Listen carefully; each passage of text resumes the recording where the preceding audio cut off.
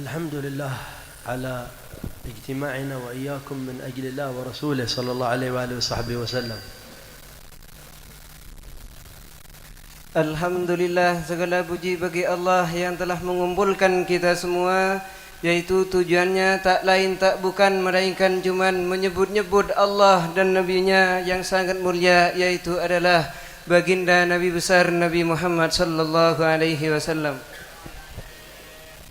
وأول ما نبدأ به الكلام أننا نعتذر من حبايبنا هؤلاء على اليمين وعلى اليسار من هذا الجلوس على الكرسي الذي هو ضرورة احتجنا إليها لأننا ما نستطيع أن نجلس في الأرض، ونرجو من الله إن شاء الله أن يكون هذا المجلس مجلس حصول العافية إن شاء الله، وهو أول مجلس نحضره من قبل حوالي 6 أشهر بسبب المرض وبسبب الحادثة. Pertama yang saya harus sampaikan yaitu saya minta maaf yang sebesar-besarnya kepada hadirin dan kepada hadirat, lebih khususnya kepada Habib yang ada di sebelah kanan dan sebelah kiri saya. Saya minta maaf yang sebesar-besarnya karena saya duduk di atas kursi sendiri dan itu ketidakmampuan saya untuk duduk di bawah, katanya beliau. Dan majlis ini pertama majlis yang saya hadiri setelah saya kecelakaan, yaitu 6 bulan yang lalu. أعظم نعمة أعطانا الله وإياكم إياها أننا مسلمين نقول لا إله إلا الله محمد رسول الله. Sebesar-besarnya nikmat yang telah Allah karuniakan kepada kita dan kepada panjenengan semua, yaitu kita telah dijadikan umat Nabi Muhammad sallallahu alaihi wasallam yang kita mempunyai iman dan mempunyai keislaman yang sangat kuat. جميع ما يوجد على ظهر الأرض في الدنيا من مظاهر الحياة والدنيا لا تساوي شيء إذا حرمك الله من نور كلمة لا إله إلا الله. Semua kenikmatan yang dianugerahkan oleh Allah Subhanahu wa taala, semua kenikmatan yang ada di atas bumi yang diberikan oleh Allah kepada makhluk-makhluknya, yaitu semua tidak ada apa-apanya meskipun kita miliki, kalau kita dijauhkan oleh Allah Subhanahu wa taala dari nikmat yang sangat besar, yaitu adalah nikmat Islam, dengan kita mengucapkan asyhadu an la ilaha illallah wa asyhadu anna Muhammadur Rasulullah. Ad-dunya qasira mahma talib al-insan fiha al-baqa. Dunia ini yaitu adalah zaman yang sangat sedikit, katanya beliau. واحد من الناس المتجبرين المتكبرين جاء عند أحد العلماء والصالحين وكان عليه مظهر من الكبر والتجبر ويشعر أنه قوي ما أحد في الدنيا مثله. Ada satu orang, yaitu sebagian dari orang yang sangat kaya raya, yaitu mendatangi sowan kepada satu ulama yang sangat alim, yang orang ini yang mau ziarah yaitu adalah mempunyai kenikmatan yang sangat banyak dan hatinya ada sedikit daripada kesombongan. Lamma ra'ah mutakabbir rahimahu arada an yunabbihu. Di waktu orang-orang yang ada di sampingnya ulama tersebut dan ulama itu juga, di waktu melihat orang tersebut ada sedikit kesombongan di dalam benaknya, di dalam hatinya, maka mereka semua merasa kasihan kepada orang yang sombong tadi. لأن الإنسان طبيعته أنه يتكبر ويطغى إذا نسي ربه سبحانه وتعالى. Karena salah satu tabiatnya manusia apabila udah lupa dari Allah Subhanahu wa taala, maka salah satu tabiatnya yaitu akan sombong, akan takabur. ولهذا جعل الله لنا مذكرات مثل الأمراض هذه والأوبئة والمصائب. إيش فائدتها؟ لماذا يبتلي الله عز وجل الناس؟ يبتليهم ليذكرهم أن الواحد منهم ضعيف ما يملك شيء ولا يساوي شيء. Oleh karena itu Allah Subhanahu wa taala di saat ini yaitu menguji kita, karena biar kita semua ingat kepada Allah Subhanahu wa taala, biar kita semua enggak lalai terhadap Allah, enggak lalai terhadap nikmat yang telah diberikan oleh Allah. Yaitu oleh karena itu kita diuji oleh Allah dengan adanya virus dan adanya penyakit-penyakit yang lain. Untuk apa tujuannya? Apa faidahnya itu semua?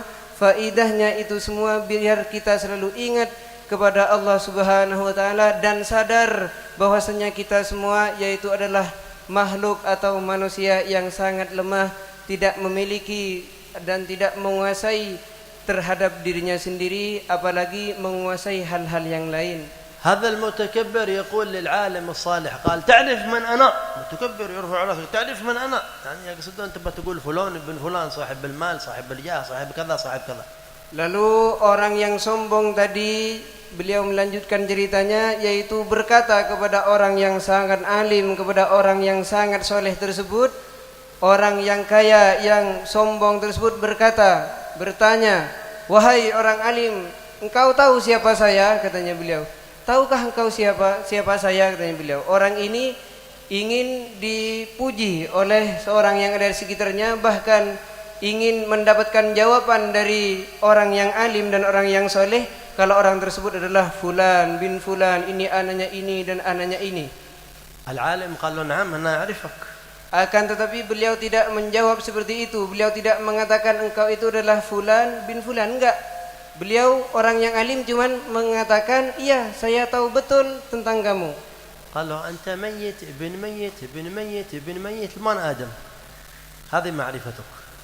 Dah, apa itu ketahuan saya, kenalnya saya terhadap kamu, yaitu tak lain dan tidak bukan melainkan engkau itu adalah calon mayit, yang mana anak dari mayit orang, ayah kamu udah mati, dan anak juga dari mayit sampai nyampe ke Nabi Adam. Setelah orang alim menjawab demikian, maka orang yang sombong tersebut, yang kaya tersebut, yaitu malu kepada orang yang alim tersebut dan menundukkan kepalanya. وهذه الحقيقة أعظم حقيقة في الدنيا أنه ما يوجد على ظهر الأرض أحد إلا هو بيموت يقين. Perkumpulan kita semua ini di malam yang sangat mulia ini, yang tujuannya bersalawat kepada Nabi Muhammad SAW, itu bisa dikatakan bahwasanya di saat ini, di detik ini, yaitu adalah merupakan waktu yang sangat istimewa di dalam kehidupan kita semua. Karena kalau kita di luar majelis yang seperti ini, yaitu jarang untuk menghadiri daripada tempat yang lebih mulia dibandingkan ini. Ini bisa dikatakan majelis dan nikmat yang telah diberikan oleh Allah, salah satu nikmat yang sangat besar. ولذلك الدنيا ما هي إلا طريق نمر به ولا بد ننتهي منه ونخرج إلى الآخرة. Oleh karena itu dunia itu dikatakan sebagai jalan, cuman buat kita nyebrang, untuk kita melintasi. Artinya kalau melintasi satu jalan itu ada awalnya dan pasti ada akhirnya. سواء كان هذا بفيروس ولا بغير فيروس بمرض ولا بغير مرض كبير وإلا صغير كلنا بضاعة الموت. Baik kematian tersebut gara-gara virus atau gara-gara lain virus, semuanya orang pasti akan mengalami yang namanya kematian dengan cara apapun itu. ولذلك قال الله لنا في القرآن ولا تنسى نصيبك من الدنيا. Oleh karena itu Allah Subhanahu wa taala berfirman di dalam Al-Qur'an, Allah taala mengatakan wala tansa nasibaka minad dunya, dan jangan engkau lupakan wahai Muhammad dari bagianmu yang diberikan oleh aku di dalam dunia. إيش من نصيب من الدنيا ما هو؟ Apa yang dimaksud oleh Allah bagian yang diberikan oleh Allah kepada Nabi Muhammad yang diberikan di bumi, di dunia? إذا كان البناء والبيت يتهدم ويذهب ما يبقى. Beliau mengatakan kalau nikmat tersebut berupa daripada bangunan dan rumah yang sangat tinggi, itu dinamakan bukan kenikmatan yang hakiki, pasti adanya bangunan dan rumah tersebut akan roboh. إذا كان طعام يخرج ويفنى ما يبقى منه شيء. Apabila kenikmatan yang dikatakan, yang difirmankan oleh Allah, yaitu merupakan kenikmatan makanan, yaitu adalah bukan kenikmatan yang hakiki, yaitu nantinya akan masuk ke dalam badan kita, setelah itu keluar lagi dan menjadi bau.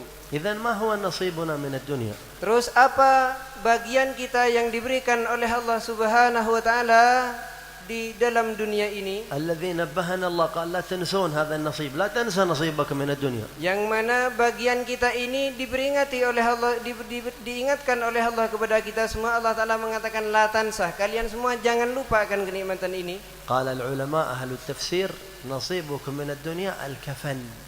لأن هذا اللي بتشيله معك لما تدخل إلى القبر. Ternyata dikatakan oleh para ulama, bagian kita yang diberikan oleh Allah Subhanahu wa taala di dunia ini dan bagian kenikmatan di dunia, yaitu cuman sebesar kain kafan, katanya ulama. أولادك بيمشون معك إلى عند القبر وبيرجعون ما بيدخلون معك في القبر. anak-anak kalian atau anak-anak kita, semua keluarga dan semua harta yang lain, yaitu mungkin mengiringi kita dari rumah kita. Kalau udah mati mungkin cuma diiringi atau diantar sampai kuburan. Mereka semua ketahuilah enggak akan mengikuti kita. أموالك بيتركونك في القبر وبيشلونها بيتقاسمونها.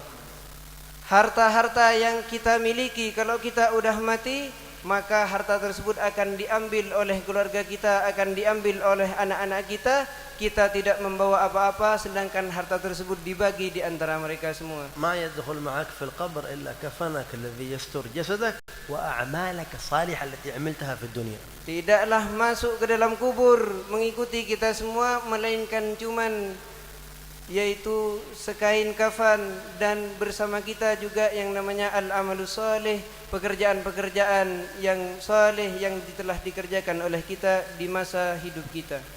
قال بعض العلماء نصيبك من الدنيا معرفة من فيها من الصالحين والأولياء والأخيار. قال لا تنسى هذا، لأن هذا ما هو من الدنيا الذي تتعرف عليهم من الصلحاء ومن الأخيار ومن أهل العلم ومن أهل الولاية ومن أهل البيت النبوي. كل من هو من الصالحين هذا تتعرف عليه ينفعك الصلة يوم القيامة. إذن هذا يفيدك في الآخرة، لا تنساه وإن كان في الدنيا. Dikatakan oleh sebagian ulama yang lain daripada ahli tafsir, peringatan Allah tersebut atau memberi peringatannya Allah kepada kita sampai Allah Ta'ala mengatakan la tansah, jangan kalian lupa. Apa itu? Ternyata sebagian ulama mengatakan jangan lupa terhadap bagian kalian yang telah aku berikan di dunia dan daripada dunia, yaitu yang dimaksud oleh Allah, katanya sebagian ulama, adalah mengetahui dan menjaga hubungan bersama daripada orang-orang yang alim, daripada orang yang saleh, daripada wali-waliullah, daripada orang-orang pilihan Allah, dan daripada keluarga-keluarga Nabi Muhammad, daripada dzurriyyahnya Nabi Muhammad sallallahu alaihi wasallam. Allah Ta'ala mengatakan kenikmatan yang berupa ini jangan kalian lupa, jangan kalian sia-siakan, katanya Allah Subhanahu wa Ta'ala. مجالس الذكر والتعليم مثل هذا المجلس لها وظيفة. Majlis dan majlis-majlis salawat seperti ini dan majlis-majlis yang lain daripada majlis-majlis zikir, yaitu mempunyai cara dengan tersendirinya. وهي أنها تذكرنا بالرباط الذي بيننا وبين الله في امتثال أوامره واجتناب نواهيه. Dan itu tugasnya majlis-majlis yang seperti ini, yaitu menjaga hubungan kita dan selalu membawa dan menambah hubungan kita bersama Allah Subhanahu wa Ta'ala. كما أن الأمراض والمصائب التي يبتلي الله بها الناس سواء كان كل واحد لوحده وإلا المصائب العامة هذه التي تنزل هي مذكرات لنا بأن علينا واجب لربنا وأننا متى ما عملنا الذنوب نزلت علينا البلايا. Majlis yang seperti ini yaitu mengingatkan kita kepada Allah Subhanahu wa Ta'ala dan juga adanya penyakit-penyakit yang telah diujikan oleh Allah kepada kita semua, baik itu merupakan virus dan lain-lainnya. Itu semua bisa mengingatkan kita dan selalu membuat kuat hubungan kita bersama Allah Subhanahu wa Ta'ala. والخلاصة يا أحبابي ويا إخواني من مثل هذا الكلام، kesimpulannya, wahai saudara-saudaraku, yang dari perkataan dari awal sampai terakhir ini, ما نسب إلى الإمام علي من كلام، yaitu ada satu perkataan yang dinisbatkan, yang orang-orang mengatakan bahwasanya yang mengatakan kalimat ini yaitu adalah Al-Imam Ali. ما نزل بلاء إلا بذنب. Al-Imam Ali, beliau pernah mengatakan tidaklah diturunkan satu azab, satu siksaan oleh Allah kepada satu makhluknya, melainkan makhluknya tersebut pernah melakukan yang namanya satu dosa. إذا كان ذنب واحد نزل بلاء، كيف إذا كان ذنوب كثير كثير كثير هنا هنا هنا هنا هنا هنا نزلت بلايا كبيرة كما الذين نشهده الآن في العالم على مستوى العالم كله، نسأل الله العافية والسلامة. Al-Imam Ali, beliau mengatakan dengan isim nagirah, beliau mengatakan bidzab, mungkin cuma satu dosa yang dilakukan oleh makhluk Allah, oleh manusia akan diturunkan bala, katanya Imam Ali. Terus Syekh beliau mengatakan bagaimana kalau kemaksiatan tersebut sangat banyak, dosa tersebut enggak terhitung, enggak terhingga adanya dosa tersebut, seperti yang kita lihat secara zahirnya di alam semesta ini, niscaya adanya bala akan lebih banyak dan berlimpah-limpah yang akan diturunkan oleh Allah Subhanahu wa Ta'ala. قال ما نزل بلاء إلا بذنب ولا رفع إلا بتوبة. Dan Imam Ali beliau mengatakan tidaklah satu azab satu bala diturunkan oleh Allah kepada satu kaum melainkan kaum tersebut melakukan satu dosa dan tidak dihilangkan dan tidak diangkat bala tersebut dan azab tersebut melainkan makhluknya Allah, melainkan umat manusia yang melakukan dosa tersebut akan taubat, akan kembali lagi kepada Allah Subhanahu wa taala. وإذا كثرت منا التوبة في الليل والنهار والسر والإجهار رفعت هذه البلايا بسرعة عن الأمة. Dan apabila kita memperbanyak daripada taubat kepada Allah, kembali kita kepada Allah dengan memperbanyak taat dan taubat di siang hari, di petang, di malam hari, dan kapan saja kita bertaubat kepada Allah dan berbanyak pekerjaan taat, pasti adanya bala dan adanya adab tersebut akan diangkat dan akan dihilangkan oleh Allah Subhanahu wa taala. سمعتم الحبيب عمر أول يذكر الحبيب عبد القادر بن أحمد بن عبد الرحمن السقاف أنه كان واحد من الذين دخلوا هذا الدار. Mungkin panjenengan semua atau kalian semua telah mendengar daripada salah satu kalimat yang disampaikan oleh Habibana Al-Habib Umar. Pertama beliau tadi menyampaikan bahwasanya salah satu ulama dan waliullah yang pernah menghadiri dan pernah datang ke tempat ini yaitu adalah wali kutub Al-Habib Abdul Qadir bin Ahmad bin Abdurrahman As-Saqqaf.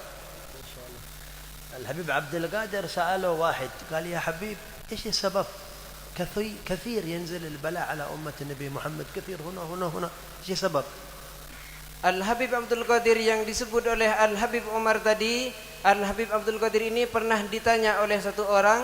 Orang ini bertanya kepada Habib, "Ya Habib, wahai Habib, apa sebabnya kok banyak di zaman sekarang ini daripada azab dan bala yang diturunkan oleh Allah Subhanahu wa taala di bermacam-macam tempat?" Katanya, "Apa kira-kira sebabnya wahai Habib?"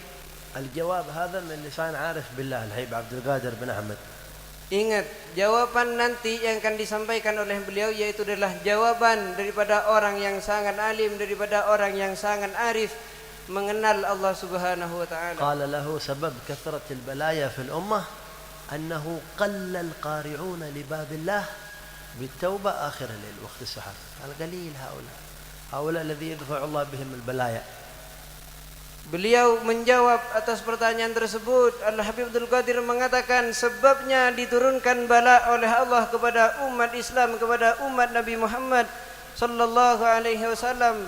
Sebabnya bala tersebut yaitu disebabkan karena sangat sedikitnya orang yang mengedor pintunya Allah Subhanahu wa taala di waktu malam dengan kedoran taubat kembali kepada Allah Subhanahu wa taala. Dengan sedikitnya orang yang bertobat di akhir lail, dengan itulah adanya bala diturunkan oleh Allah dan disebarkan ke penjuru alam oleh Allah Subhanahu wa taala. في الحديث القدسي يقول الله تعالى Di dalam hadis qudsi Allah taala pernah berfirman, إني لأهم بأهل الأرض عذابا.